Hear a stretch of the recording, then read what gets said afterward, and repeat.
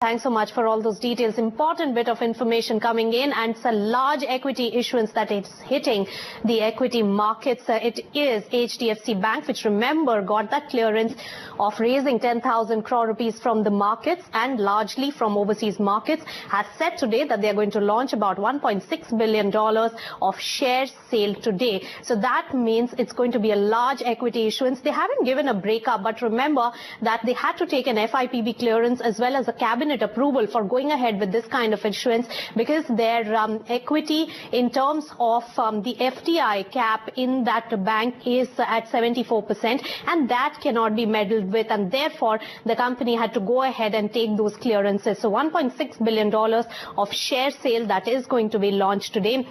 10,000 crore rupees is what they had taken that FIPB approval and the cabinet note approval for, and that is expected, or that is going to be launched today. So that's a large equity issuance that is going to be launched by HDFC Bank today. Remember, they are listed overseas as an ADR, and a large part of that would be coming in terms of ADR. So we are still looking at the breakup, but the understanding is that 7,400 crore rupees out of the 10,000 crore rupees kitty that they are about to raise should be from overseas funds, from the FIIs as well as other foreign institutional investors.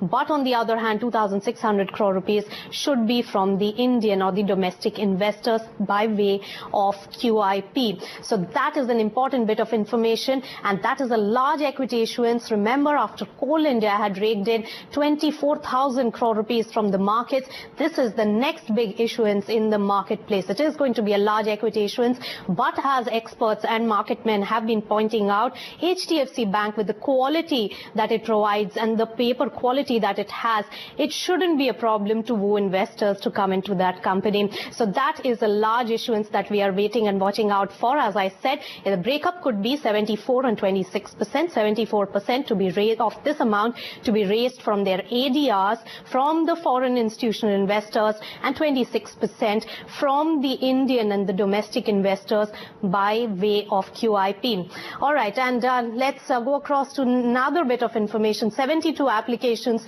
for small finance banks that is coming in from the RBI. In fact, they are naming who are the applicants. RBI releases the names of payment banks as well as small finance banks. Applicants, 72 applications have come in for the small banks place, and also payments bank application list that is to be looked at. 41 applications coming in for payments bank. Remember, who's who of corporate world was lining up from the financial services space for getting these applications. Remember, a whole host of companies have already shown their willingness and have already notified the exchanges about their applications, and the who's who include the big guns like Sunil Bharti Mittal's Bharti Airtel, Kumar Mangalam Birla's Idea, and Aditya Birla Nuvo coming together. And remember, Uday Kotak is playing a part as well, and he is tying up with Bharti Airtel for this particular application. And we are looking out for more names of those applicants also coming in if RBI is looking at releasing them. But at the moment, quite a large base of applicants have shown their interest in applying for payments bank. All right, India Post is one of them which has made its application. There are a whole host of names which have already come out, the various aspirants whose names had been doing the rounds, but these names are to be looked into. So all right, we are waiting for more names to come in. 41 applications for payments bank and 72 coming in for small bank. All right, we are waiting for the names to appear, but as of now, the details that I have from the companies which had already come out with their names and their interests in payments bank was all right. Let's go across to Naveen Surya, who's from the ITZ Cash card, and he is joining us on the line from Mumbai. Naveen, good to have you on the show. You have been one of the applicants. What is it that drove you towards it, and have you heard about the timeline in which RBI will be naming the final list of the ones who got the license? So let me answer the questions in two parts. The first one is very clear. I think it was a very natural decision for us. Since we already serve more than about 25 million consumers who are unbanked and underbanked, Currently, we are able to service their needs only for payments and remittances. This gives us an opportunity to service them complete financial services bouquet, including banking, insurance, and all the other products in their life cycle that they are currently excluded.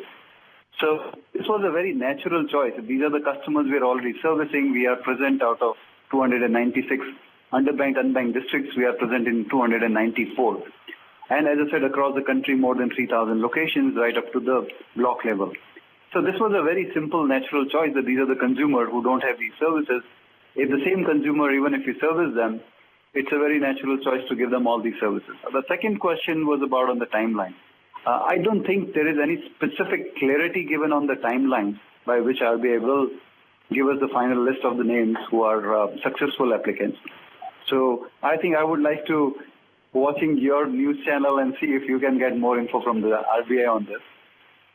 Right. Naveen, hang in there. We'll get you the entire list of applicants there. Gopika Gopakumar is joining us from the newsroom with that entire list.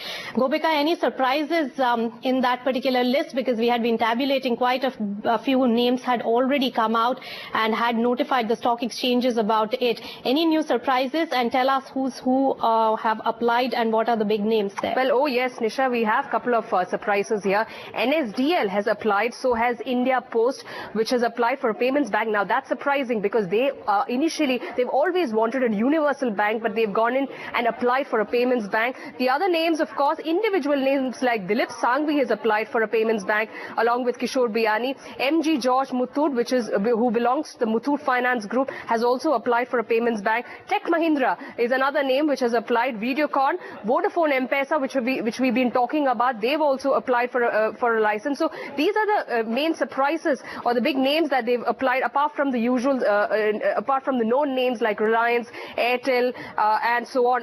When it comes to small finance banks, well, these are a list. There are around 72 list of names who have applied for the license. Small names, but some of them, if I could mention, IIFL has applied for small finance banks.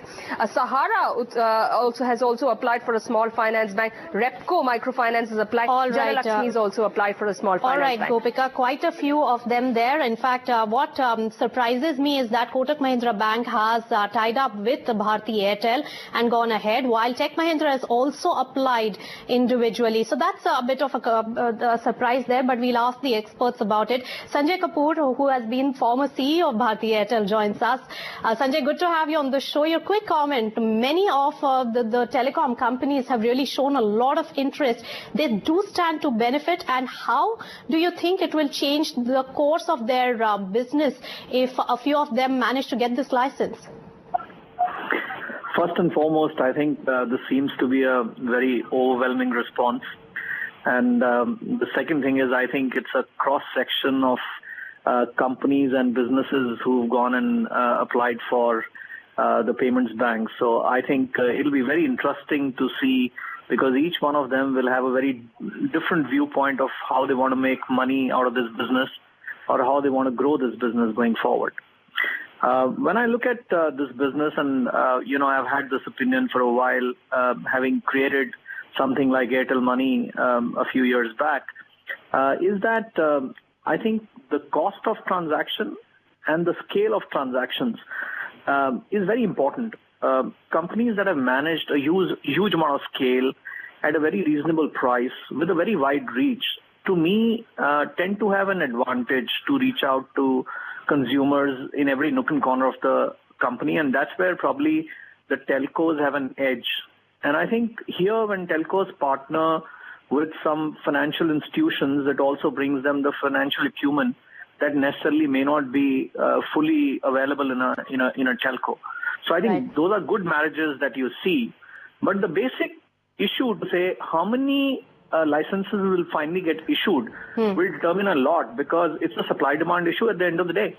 That's right. The viability of these banks will depend a lot on the transaction quantum and the transaction amounts that these companies are able to charge. But if you have 15, 20 of them competing in the market, will they be able to charge the right price from the market will have to be determined. Right. So, Sanjay, as I see it, the competition is quite intense. There are quite a few applicants, and amongst the telcos, there's another set of competition going on because there are very few licenses as we hear. And if only a few telcos manage to get it and others not, that will open up another level of competition for them. But that's all the time we have. 41 applicants for Bank and 72 for small banks. With that, it's a wrap from me.